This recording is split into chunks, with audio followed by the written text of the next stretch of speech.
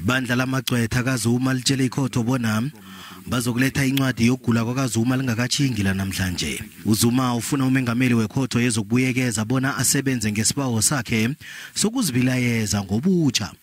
Lokhu ngemva kokuthi ikhotho ephakemeko icithe isibawo sakaZuma sokuthi umtshutshisi wombuso uadvocate Billy Downer azihocise ecaleni li.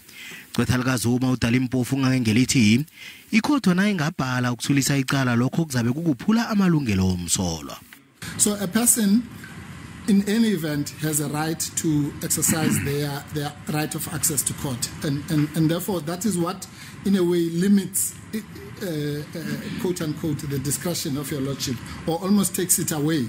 Mr. Justice Kuhn was very clear today that President Zuma is using his rights correctly, that it is correct to make this application, and this ruling confirms it.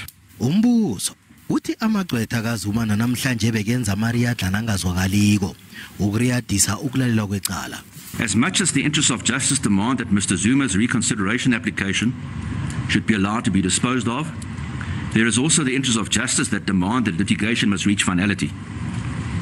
The future progress of the trial must be closely managed by appropriate judicial oversight.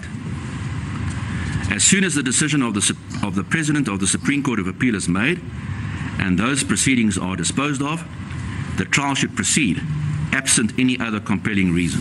Balandeli bakaZuma khange babonakale namhlanje ngaphandle kwekhotho nakulalelwe icala. Amapholisa bekakhona zokwelusa ubujamo.